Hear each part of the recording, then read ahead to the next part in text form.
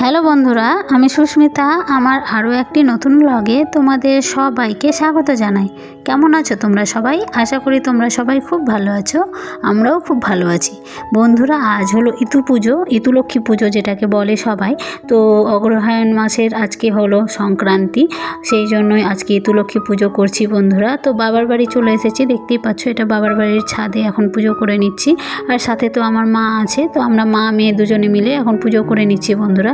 আর ওই দিকে দেখতে পাচ্ছ ছোট্ট সোনা এখন নবান্ন করতে বসে পড়েছে কলা পাতাতে। তো এটাকে ছোট নবান্ন বলা হয় বন্ধুরা, তাই জন্যই ও এখন দাদু ভাইয়ের বাড়িতে ছাদে নবান্ন করছে। আর এই তো দেখতে পাচ্ছ আমি এখন বই পড়ছি, মানে বইয়ে যে গল্পটা আছে উমনো ঝুমনোর, সেই গল্পটাই এখন আমি পড়ছি আর মা এই গল্পটা শুনছে। তো দেখতে পাচ্ছ বন্ধুরা, হাতে ফুল দুব্ব সমস্ত কিছু নিয়েই এই গল্পটা পড়তে হয়। আর মেয়ের তো খাওয়া প্রায় শেষের দিকে, ও নিজে নিজে যেটুকু খেয়েছে সেটুকুই। তো এইভাবে আজকের দিনটা পালন করতে হয়, তাই জন্য দেখছো কলা পাতায় সব কিছু নিয়ে নিয়েছি, চিড়ে দই গুড়, তারপরে প্রসাদ যে পুজোটা করলাম তারই। আর তারপরে দেখো এখানে বরবটি সেদ্ধও নিয়েছি। তো এই সমস্ত দিয়ে আজকে দুপুরের খাওয়া দাওয়া হচ্ছে বন্ধুরা। আর শীতের দিনে ছাদে রোদের মধ্যে বসে খাবার মজাই আলাদা, সেটা উপভোগ করছি আমি ভীষণভাবে। জানো তো বন্ধুরা, আমাদের এখানে নিয়ম হলো এই যে পুজোটা করি, তো চিড়ে দইটা সবার প্রথমে আর প্রসাদটা বাড়িয়ে দিতে হয় বাইরে, তারপরে প্রণাম করে খাবার খেতে হয়। আর আমি সেরমটাই করছি। আর এখানে নারকেল আছে, আমার খুব পছন্দের একটা খাবার, সেই জন্য তোমাদেরকে বললাম। তো খাবার সময়ে কোনো কথা নেই, তো আগে খেয়ে নিই, তারপরে তোমাদের সামনে পরে কথা বলবো বন্ধুরা, এটাই বললাম। তো দেখতে পাচ্ছ এখন খাওয়া দাওয়া শুরু করেছি। সকাল থেকে যেহেতু উপোস করে রয়েছি, সেই জন্য বেশ খিদে পেয়েছে। আর এইখানে আয়োজন যা যা হয়েছে তোমাদেরকে একটু শেয়ার করে দিলাম বন্ধুরা। তো সবই ভিডিওতে ক্যাপচার করেছি এটাই। আর মায়ের বাড়ির ফুল গাছে দেখো বন্ধুরা কত সুন্দর ফুল ফুটেছে। আর রাত্রের আয়োজন এই সমস্ত, এই যে পায়েস আছে আর অনেক রকমের ভাজা, প্রায় 13 রকমের রান্না হয়েছে বন্ধুরা, আমার মা আর ভাই মিলে করেছে।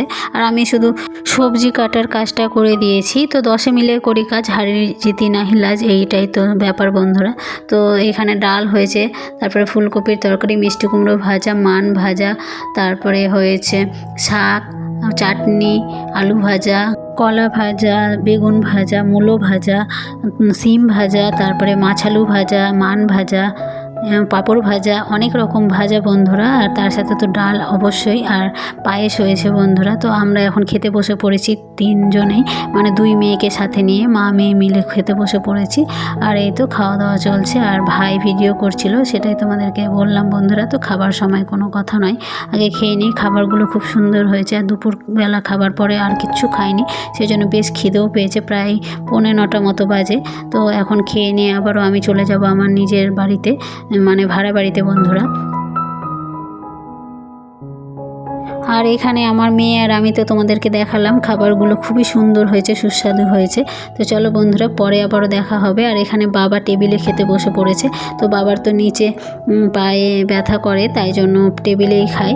তো কলা পাতায় খাওয়ার মজাটাই আলাদা, সারা বছর তো আর কলা পাতায় খেতে পাওয়া যায় না। এই নবান্নর দিনটা আসলে আমরা কলা পাতাতেই খাবার খাওয়ার চেষ্টা করি বন্ধুরা, যেহেতু নতুন সমস্ত কিছু হয়, মানে নতুন চালের ভাত সমস্তটাই খাবার সব নতুন নতুন, তো সেই জন্যই।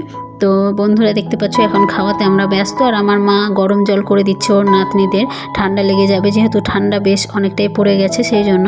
তো ঠান্ডা যাতে না লাগে তাই জন্য ওদেরকে গরম জলের আয়োজন করে দিচ্ছে বন্ধুরা। তাহলে চলো বন্ধুরা, আজকের মতো বিদায় নিচ্ছি। আর নবান্নটা তোমাদেরকে কেমন লাগলো, মানে এই ছোটো নবান্নটাই তো পুজোর দিন, তো সেটা জানাবে। চলো টাটা।